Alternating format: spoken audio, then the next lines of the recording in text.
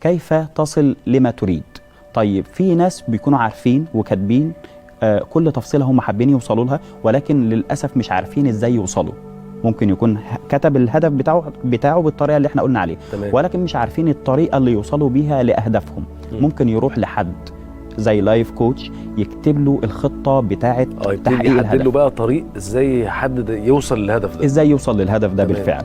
تمام. هنا ممكن يروح لحد عنده خبرة في المجال اللي هو حابب يوصل فيه او ينجح فيه، ويبدأ يسمع منه ويفهم منه الشخص ده انا عايز انجح في ايه، عايز انجح في كذا كذا كذا كذا. الحاجات اللي انت حابب تنجح فيها دي ايه الطريقة للوصول للهدف؟ انا النهاردة على سبيل المثال عايز اكون مدرب تنمية بشرية. والله عايز اكون مدرب تنميه بشريه في سنه مثلا 2023. دينا بنقول وليكن هدف اهوت وهنشتغل عليه. في سنه 2023 والله هاخد كورس مع فلان الفلاني. الكورس ده تكلفته 1 2 3 تمام. طيب انا النهارده هنا بعد ما كتبت التفاصيل دي كلها هروح للشخص بقى اللي هو هيقدم الكورس بتاع تدريب المدربين ده، يعني هيبتدي ياخد الخطوه بقى ان انا تاخد الخطوه لانك تتعلم. الناس المشتته بقى اللي هو مش عارف هو عايز ايه الحل معاه. ما هو المشتت ده هو مشتت علشان ما بيكتبش. لان انا النهارده مثلا العقل بيدي لك افكار كتيره جدا جدا جدا على مدار اليوم، منها الايجابي ومنها السلبي. تمام. لو انت ما كتبتش انت محدد لنفسك ايه، يبقى انت هتروح في اتجاهات العقل هو اللي بياخدك ليها.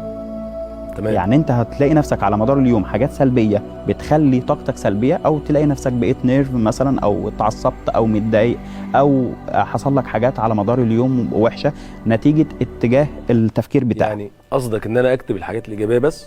اكتب الايجابي بس واللي انت حابب تحققه. تمام. انما الحاجات السلبيه مثلا، انا النهارده علشان اتخلص من الاشياء السلبيه ده ليها طريقه سهله. انا النهارده لو جالي مثلا حاجات سلبيه مش على مدار اليوم، لان دي افكار بتكون عرضيه فبتيجي وتمشي بتيجي وتمشي. تمام. ولكن تمشيها بقى ازاي؟ ده مهم جدا. ازاي تمشيها؟ ازاي امشيها؟ ببساطه لو انا النهارده مسكت ورقه وقلم وقعدت في مكان، لو في كافيه او في البيت او في اي حته، تمام، ومسكت ورقه وقلم وقعدت ادون الحاجات السلبيه اللي انا نفسي اتخلص منها. وممكن تاخد مشروب سخن. طب ثانيه واحده، هو هل الواحد قادر ان هو يعرف ايه السلبي اللي دلوقتي عندي؟ يعني النقطه دي مهمه جدا. احنا بطبيعتنا اصلا مشاعريين، فالاحساس بتاعنا عالي. فانت لما بتجي لك فكره سلبيه، احنا عندنا 3 حاجات خلينا نقولها كده، عندنا افكار ومشاعر وسلوك. ال3 حاجات دول انهي واحده فيهم بتيجي قبل الثانيه؟ والله انا رايي انا الشخصي المشاعر. طيب هل المشاعر تيجي لوحدها، ولا لو انت فكرت في هقول لك حاجه، ولا لو انت فكرت في فكره ايجابيه افكارك هتروح للطريق الايجابي، ولو فكرت في فكره سلبيه افكارك هتروح للسلبي. تمام. مثال، تعال نشوف. انا النهارده مثلا لو انت قعدت مثلا بتفكر ان انت هتعمل برنامج السيزون الثاني، بما ان النهارده اخر حلقه، فانت قعدت تفكر البرنامج ده الحمد لله رب العالمين نجح وكسر الدنيا، وهتبتدي تعمل السيزون الثاني من البرنامج.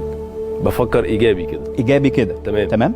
وبتفكر ان الحلقات اللي جايه هتكون مثلا عدد الحلقات اكس. عدد الحلقات الاكس دي انا هجيب فلان وفلان وفلان وفلان وفلان، وده هيعلي معايا، واحنا هنا المشاهدات هتزيد، وهيجي لي الرعايات، وهيجي لي كذا وهيجي لي كذا وهيجي لي كذا وهيجي لي كذا. وقعدت تفكر باسلوب خطه بقى، خطه كلها ايجابيات اهي. صح ولا لا؟ هتبص تلاقي نفسك مبتسم لوحدك. صحيح. صح ولا بنبتسم اهو. صح ولا لا؟ فهتلاقي نفسك مبتسم لوحدك ومبسوط وفرحان ومتحمس للفكره كمان، ومتحمس للبرنامج. طيب لو انت ابتديت تفكر بشكل سلبي، والله انا رايح مشوار وليكن مطروح. طيب السكه طويله هتاخد مني حوالي 6 ساعات او 5 ساعات، والمجهود. طب العربيه انا لازم ابقى مطمن على العجل، ولازم اكون مطمن على ان التانك فول تانك، واكون لازم مطمن على صحه وسلامه العربيه. هتبقى انت هنا بتدخل نفسك يعني في توتر. التفكير هو التفكير هو اللي بيليد الواحد او بيوصله، هو ايجابي ولا سلبي في اللحظه دي؟ التفكير بيدي لك مشاعر. تمام. المشاعر بتظهر على المشاعر بتظهر هنا على الوش. احنا نفكر بشكل ايجابي، ده المفروض رقم 1 في اي حاجه. رقم 1 هو بيبدا التغيير من التفكير. تمام. الانسان لو ابتدى من تفكيره هيغير كل شيء. لو تفكيرك تحول من تفكير سلبي الى تفكير ايجابي، لان هنا التفكير بيبان على الوجه. صحيح. التفكير لما بيبان على وجه، لو هو ايجابي هتلاقي نفسك مبتسم. صح. لو هو سلبي هتلاقي نفسك متوتر، هتلاقي نفسك مشدود. مظبوط. هتلاقي نفسك مكشر، هتلاقي نفسك كذا. فهنا ده الموضوع. طيب يبقى قلنا التفكير بيدينا مشاعر، والمشاعر هتتحكم في السلوك.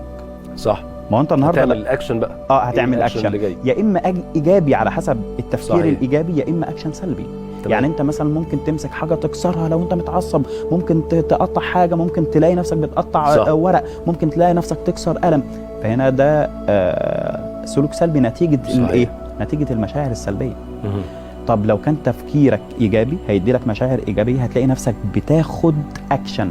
ممكن تتصل بحد، والله بقول لك ايه يا احمد، ولا بقول لك ايه يا فلان، ايه رايك انا بفكر ان نعمل يلا بقى نعمل كذا، يلا نعمل كذا كذا كذا، ايه رايك، طب احنا عايزين نقعد، طب نتقابل، طب نتقابل امتى؟ هتلاقي الاكشن كله ايجابي. والاكشن ده هو لما هيحصل هيزود الايجابيه، هيزود كمان. الايجابيه بالفعل، لان انت كلمته في حاجه ايجابيه. صحيح. فهو جاي اصلا متحمس. الافكار لما تقعدوا مع بعض هيحصل حاجه اسمها اللي هو عصف ذهن بينكم. هيكون كل الايجابيات رايح في بتيجي الاتجاه رايحه في اتجاه معين، اللي هو اتجاه ايجابيه كله.